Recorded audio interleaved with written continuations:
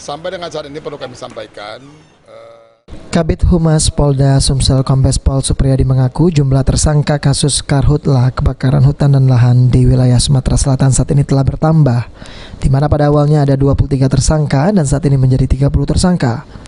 Beberapa tersangka diamankan dari sejumlah daerah rawan karhutla seperti Kabupaten Musi Banyu Asin Muba, Banyu Asin, Ogan Ilir OI, dan Kabupaten Ogan Komering Ilir Oki. Salah satu diantaranya dari pihak perusahaan perkebunan yakni PT HBL di Kabupaten Muba. Selama 3 bulan ini pihaknya telah melakukan proses terhadap 21 laporan polisi yang melibatkan 30 tersangka. Tersangka tersebut diduga melakukan pembakaran secara sengaja dan lalai menjaga lahan yang dimilikinya sehingga mengakibatkan terjadi kebakaran areal hutan produksi 1.745 hektar dan 40 hektar lebih lahan perkebunan rakyat.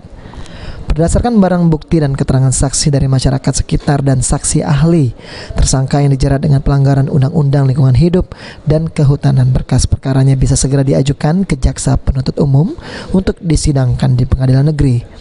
LP yang sudah masuk terkait dengan karhutla ada 21 laporan polisi ya, dengan 30 tersangka. Yang terakhir ada 2 laporan polisi di Polres Ogan Komering Ilir Oki ya.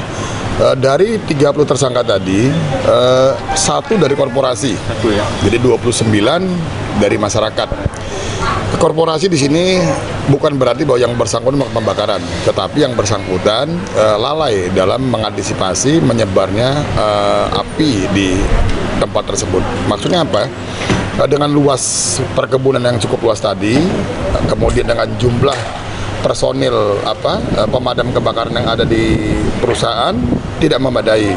Ya, jadi sekarang ada satu perusahaan yang kita tangani yaitu perusahaan HBL ya, dengan luas lokasi 2.500 hektar, lalai dalam mengantisipasi terjadi kebakaran. Di kawasan mana? Di kawasan hutan ini. Hutan apa? Daerah Banyu Asin.